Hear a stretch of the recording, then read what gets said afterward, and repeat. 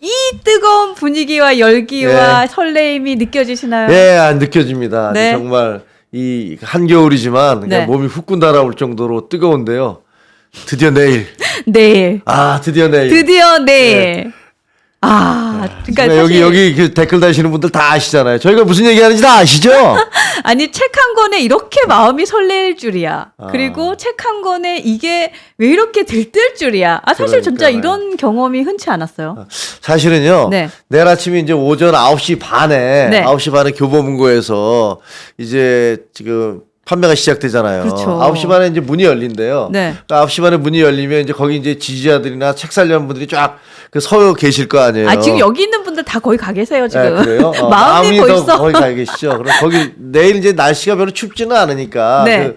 그 종로 1가하고 광화문 사이에 있는 그 계단으로 내려가면 교보문고 들어가는데 거기가 정문이랍니다. 네네. 근데 거기서 이제 서 계시는 분들도 계실 것이고 네. 아마 이제 그 지하철에서 서 계시는 분도 계실 것 같은데 그럼 이제 거기서 이제 9시 반에 문 열면 들어가면 거기서 이제 얘기 들어보니까 그 매대가 이제 H라는 그 매대가 있는데 거기다 이제 책을 쫙 쌓아놓을 거라고 해요. H매대에 쫙 네, 편다. 근데 아마 와우. 문 열리면 거기서 누가 안내해 줄 겁니다. 이쪽으로 네. 오세요. 그래갖고 이제 쭉 들어가시면 거기서 이제 쭉 사서 한 권씩 받아서 사시면 되는데 근데 이게 몇십 권씩 달라고 그러면 아마 거기서 몇 권만 일단 가져가시고요. 나머지는 저희가 배송해 드리겠습니다. 뭐 이렇게. 왜냐면 그거 몇 분만 몇 분이 싹쓸이 버리면 안 되잖아요. 그렇죠. 그렇게 하면 안 되니까 그렇게 하겠다고들 얘기를 합니다. 교보하고 그렇게 네. 얘기가 됐어요. 아까 어떤 분이 지금 텐트 치고 기다리고 있다고 하는데요. 에이, 설마. 진짜로. 아까 누가 그랬는데 설마, 텐트 진짜요? 치고 기다리고 계시다고. 진짜요? 그래요? 와. 설마. 그러시진 않겠죠, 뭐. 저 분명히 봤는데. 네, 그래서 댓글. 네. 근데 내일만 1000권인 건 사실입니다. 교보에서 내일. 그게 사실이군요. 왜냐하면 일단은 저 책이 계속 이제 찍고 있는데. 네. 그래서 다 한 곳에만 줄 수가 없잖아요. 그러니까 쫙 돌리는데 그러다 보니까 1000권인데 내일만 그래요. 내일만. 그럼 그 다음에 또 이제 왜냐하면 이렇게 쫙 쌓여서 그 다음에 또 올 거니까 거기서 이제 충분히 다 보실 수 있을 것 같은데 사실은요. 저는 기자들 등살에 아주 지금 죽을 지경입니다. 아니 진짜 오늘 조금 일찍 오셨는데 네. 단 1분도 전화가 멈추질 않고요. 계속 전화를 받고 있어서 제가 진짜 말도 못 붙였어요. 최고위원님. 네. 심지어는 그 출판사에까지 기자들이 가서 그래요?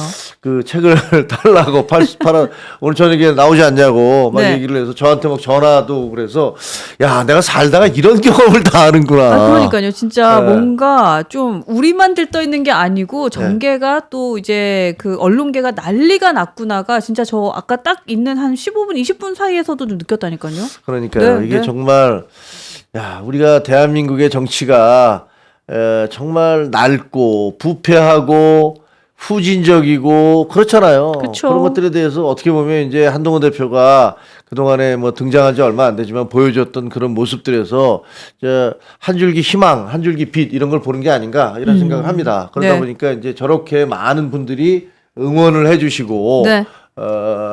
그다음에 또 내일 이 서점에도 가서 오픈런도 해주시고 뭐 그러면 이제 아마 카메라도 많이 오겠죠 뭐 내일. 우리 뉴스엔진도 광화문 교보 한번 가볼까요? 여러분들도 직접 뵙고. 그것도 괜찮죠. 네, 가서 이제 카메라들 이거 뭐 좀 찍으셔도 되고. 그러니까요. 그래서 저희 카메라 많은데 하나 들고. 근데 내일 10시에 저희는 여기서 11시에 해야 되잖아요. 좋은데 카메라가 많으니까 감독님 한 분이, 그러니까 저는 못 가지만 우리 감독님 한 분이 가장 작은 카메라를 들고 한번 출동을 해서 해볼까 싶기도 하고. 네. 그리고 내일 저희는 이제 1시부터 제가 하잖아요, 내일은. 네, 그렇죠. 그러니까 11시. 실물을 가져와서. 진짜요? 네, 제가 실물책을 가져와서 와. 여러분과 이제 보면서 그 책에 대해서도 좀 얘기하고. 네.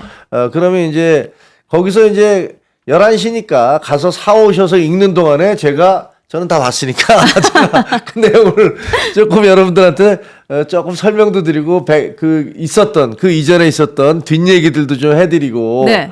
이렇게 하려고 합니다. 저는 사실은 가고 싶은 이유가 뭐냐면 첫 번째 책을 사는 사람과 1000번째 책을 사는 사람이 누군지 궁금해요. 아, 그게 알 수가 있을까요? 그쵸? 알기 쉽지 않을 것 같은데. 국세통이라서 난리가 날 것 같긴 한데 뭐 그런 생각도 좀 들었고. 네, 이거 화면 괜찮아요? 화면이 뭐 이게 보니까 좀 꺼졌다. 우리 감독님 또 불 괜찮습니까? 껐었어요? 아, 자꾸 불을 꺼. 아, 그래요? 오, 죄송합니다, 그렇구나. 여러분. 네, 예, 예. 불 다시 켰고요. 예, 네, 예. 환하게 저희가 불을 다시 켰습니다. 죄송합니다. 네, 그래서 네. 아마 사실 이게 뭐 다 미리 배포를 기자들에게 하지 않으니까 똑같이 기자들도 다 현장에 가서 구입을 하고 아, 그렇겠네요. 그다음에 뭐 지금 보니까 어벤져스 이현정 우리 후배가 또 거기 가서 내일 거기서 방송을 하는지 모르겠어요. 아, 그래요? 네, 그럴 수도 있고 아마 내일 유튜버들 네. 그런 분들이 많이 몰리지 않을까. 그럴 것 같기도 하네요. 친한계 유튜버들이 많이 몰리지 않을까 이런 생각이 들고요. 아까 보니까 윤희석, 박상수 이 우리 대변인들 했던 분들 네. 이런 분들께서도 가서 내일 현장에 가서 오픈런 하겠다. 네. 뭐 이런 얘기를 하니까 네. 참 보면 최근에 이렇게 뭐랄까 흥겹고 즐거운 뉴스는 처음 하는 것 같아요. 그러니까요. 예, 너무 세상 뭐 좀 어둡고 힘들고 뭐 이러니까 참 괴롭잖아요, 그죠? 네. 근데 이 와중에 아까 네. 캐서린님께서 이현종님이 후배예요? 이런 질문 주셨어요. 아 현종이 제 한참 후배예요. 한참 후배라고 네, 여러분들 많이 아니야, 그건 놀라시더라고요. 아니지만 네. 하여튼 이현종 씨가 기자잖아요. 그 문화일보 기자고 전 또 중앙일보 기자고 그래서 제 후배입니다. 그러니까 다들 깜놀. 좀 이렇게 조금 더 동안으로 보셨나 봐요. 네. 뭐 그래서 그러신 것 다행히 같아요. 부모님 덕분에 이렇게 좀 동안으로. 근데 제가 이게 대학교 때 얼굴이 이 얼굴이었어요. 그러니까 대학 때부터 네. 대학교 다닐 때는 야 쟤는 왜 이렇게 노숙하니? 뭐 이랬는데 그 얼굴로 그냥 쭉 몇십 년째 가고 있습니다. 아니, 결국은 승리하신 거예요. 네? 승리하신 거죠. 그러니까요. 그렇죠. 그래서, 예. 결국 승리하신. 완전 젊어 보여요. 종혁 오빠 나왔습니다. 그래요? 예. 아유, 여러분들. 좋습니다. 자, 이렇게 해서 저희가 이 설레이는 마음을 여러분 지금 감출 수가 없어요. 감출 수 없고 정말 내일 아침 9시 반 그리고 그 전부터 줄이 서 있을 그 모습이 너무나도 기대된다라는 생각이 듭니다. 맞습니다. 네. 그러니까 내일 이제 이 책이 어떻게 보면 대한민국의 정치를 바꿀 한 권의 책이 되지 않을까. 네. 그렇게 생각을 합니다. 네. 우리가 알고 있는 비상계엄, 우리가 피상적으로 알고 있잖아요. 네. 근데 그 비상계엄의 당일부터 시작해서 대표를 그만둘 때까지의 14일간 약 300시간 동안 과연 어떤 일들이 있었는지를 정말로 객관적이고 담담하게 그 내용이 있어서 네. 국민들이 보시면 저는 그걸 읽으면서 와, 이건 완전히 영화 한 대본 편의 같은 영화. 영화 몇 편 나오겠네 뭐 이런 생각을 했거든요. 네. 그러니까 그런 면에서 아마 역사적 현장 우리 모두가 경험을 했던 텔레비전으로만 봤던 그리고 지금 현재 헌법재판소에서 오가는 공방으로만 봤던 그런 비상계엄의 진실에 대해서 네. 비상계엄의 상황에 그때 당시에 있었던 일들에 대해서 좀 더 정확한 정보를 알게 되실 것이고요. 네. 그다음에 또 하나는 이제 뒷부분은 이제 정치인 한동훈의 삶과 꿈 이렇게 얘기할 수 있겠네요. 이거 얘기해 보니까 괜찮네요. 삶과 꿈. 삶과 꿈. 네. 네, 괜찮은데요. 네, 그렇죠. 삶과 꿈. 네. 네. 그거는 이렇게 한동훈의 삶과 꿈. 그래서 한동훈이라는 정치인이 어떻게 살아왔고, 그다음에 이 사람은 어떤 꿈을 꾸고 있는가? 혼자서만 꿈을 꾸고 있는가? 나 네. 혼자 잘 먹고 잘 살자는 꿈을 꾸고 있는가? 아니면 대한민국 모두가 함께 잘 살 수 있는 그런 꿈을 꾸고 있는가? 이런 것들을 여러분께서 보실 수 있을 거라고 생각을 합니다. 네. 오늘 기사 보니까요. 조금씩 출판사에서도 좀 예고편을 좀 보여주셨던데, 좀 가장 눈에 띄었던 거는 이재명 대표에 대해서. 그렇죠. 네. 가장 맞아요. 위험한 인물이 이재명 대표다. 이런 표현이 있다고 하고, 그리고 이재명 대표가 행정부까지 장악을 하면 사법부 유죄 판결을 막으려고 계엄, 처벌 규정의 개정과 같은 극단적인 수단을 쓸 수 있다. 이런 표현이 있다고 하더라고요. 법무부 장관 같은 그런 통찰력이죠. 그러니까 그렇죠. 이 비상계엄이라는 게 다 아시다시피 사법부의 권한을 무력화시키는 거잖아요. 네, 네. 사법부와 행정부를 장악하는 게 그게 이제 계엄입니다. 그렇죠. 근데 그럼에도 불구하고 입법부는 장악하지 못하도록 돼 있어요. 근데 이번에 대통령이 입법부에 군대를 보냄으로써 이것이 불법이고 위헌이다라는 것들이 이제 확실하게 된 거 아니겠습니까? 그런데 만약에 한번 생각을 해보세요, 여러분.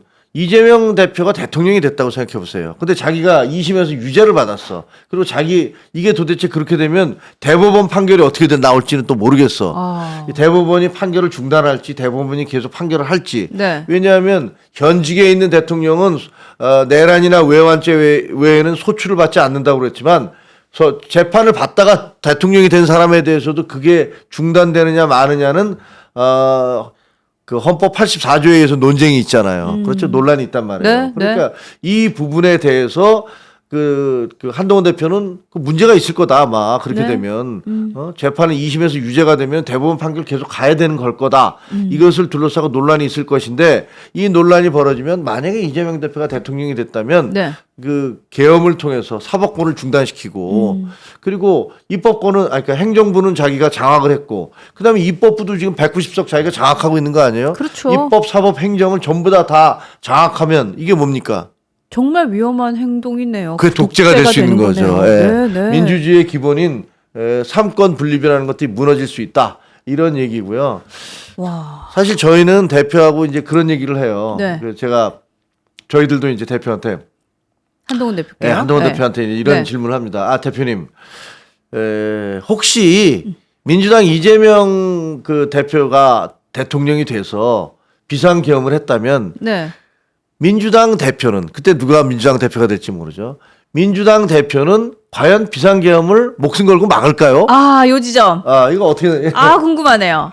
우리 시청자 여러분은 어떻게 생각하십니까? 절대 못하죠. 네. 절대 못하죠. 한동훈 대표는 네. 본인에게 이거 상당히 당신 피하는 게 좋아라는 얘기를 들었고 나중에 이제 또 체포조를 통해서 그것이 사실로 확인됐고 뭐 심지어는 노상원이는 뭐 야구 방망이 세절기 손가락 자르는 이게 절단기 작두 같은 것도 준비했다라고 이렇게 얘기를 하는데 그럴 정도인데 그런 것을 무릅쓰고 목숨 걸고 가서 반대하면서 비상계엄을 막았잖아요. 그렇죠. 근데 민주당은 어떨까요? 민주당 막을까요? 만약에 어버이 정당 민주당에서 이재명 대표가 계엄을 했다. 네. 그러면 어떻게 할까? 과연 민주당 당시 대표가 누구 될지 모르지만 막을까? 지금 뭐 박찬대 원내대표 하는 걸로 봐서는 저는 절대로 안 막을 것 같아요. 아니 그리고 그렇게 놓고 생각을 하니까 정말 한동훈 대표께서 그때 당시에 그 위헌 위법이라고 치고 나갔던 그 행동이 정말 결단 있고 용기 있고 굉장히 빨랐다는 생각이 또 드네요. 그렇습니다. 그 책에 보면은 뭐 그런 얘기 있잖아요. 아니 지금 뭐 저는 그 얘기 들 때마다 참 황당한 게 이재명 그 한동훈 대표를 비판하는 사람들이 뭐 배신자니 뭐니 이런 얘기 하지 않습니까? 그러니까 그 단어를 그렇게 써요. 난 그 얘기를 들으면서 아니 지금 윤석열 대통령은 사람에게 충성하지 않는다라고 주장을 하면서 그랬죠. 본인이 대통령이 됐지 않습니까? 그런데 지금 윤석열 대통령을 지지하는 분들은 주장하는 게 대통령 개인에게 충성하지 않으니까 그 사람이 배신자라고 주장을 해요.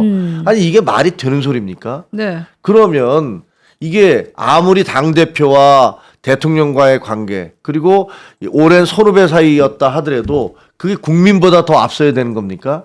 그러면 국민을 배신하고라도 무슨 조폭도 아닌데 그런 의리를 생각을 해서 뭐 잘못하든 뭐든 간에 그거는 눈 감고 눈 찔끔 갖고 모른 척 해야 된다는 겁니까? 이게 논리적으로 말이 안 되잖아요. 말이 안 되죠. 정말 말이 안 되죠. 아니 도대체 우리가 왕조 시대예요? 왕조 시대? 왕조 시대에 살고 있습니까? 그리고 정말 누가 배신자인지는 다시 한번 생각해야 될 것 같아요. 보수 진영을 이렇게 어려움에 내몰게 한 그가 배신자인지 정말 그 국민의힘을 정말 계엄 옹호당에서 딱 건져내는 결정적인 언행을 했던 한동훈 대표가 배신자인지 정말 이거는 다시 한번 생각해 봐야죠. 네, 그렇습니다. 우리 대한민국은 왕조 국가가 아니고요. 그리고 무슨 조직폭력배 같은 의리로 국정을 이끌어 나갈 수 있는 그런 곳이 아닙니다. 그 모든 정치인이 가장 먼저 복무해야 될 대상은 국민 그리고 헌법입니다. 헌법 질서와 국민을 위해서 우리는 정치인들은 목숨도 바쳐야 되는 거예요. 그런데 지금 정반대로 거꾸로. 그러니까 국민과 헌법 질서가 아니라 개인적인 그런 무슨 의리 이런 게 더 중요하다라고 생각하신다면 그 민주공화국 대한민국에서 사시는 게 아니죠. 그렇죠. 예, 그런 그렇죠. 분들은 왕조국가 대한민국이나 그런데 우리가 아주 가까운데 그 비슷한 나라 있습니다. 아, 있죠. 노스코리아. 네, 노스코리아. 북한. 네. 북한에 가면 그런 거 많이 있습니다. 그 왕과 비슷한 어떤 젊은 친구가 하나 있어갖고 그 친구 말이라면 그냥 전부 다 고개 숙이고 네. 잘했든 잘못하든 기어야 되는 그런 나라 있습니다. 그 비슷한 정당도 하나 있어요, 우리나라에. 우리나라에 그런 비슷한 정당도 하나 있어요. 내가 하나 어딘지 있어요. 얘기 안 하겠습니다. 네네. 근데 예. 여러분도 알고 계실 것 예. 같아서 말씀 굳이 안 드리고요. 어떤 정당인지 네. 얘기 안 하겠습니다. 그래서 여러분, 국민이 먼저입니다에 이렇게 환호하신다. 네, 그렇죠? 네, 그렇습니다. 그렇게 저희가 정리를 하도록 하겠습니다.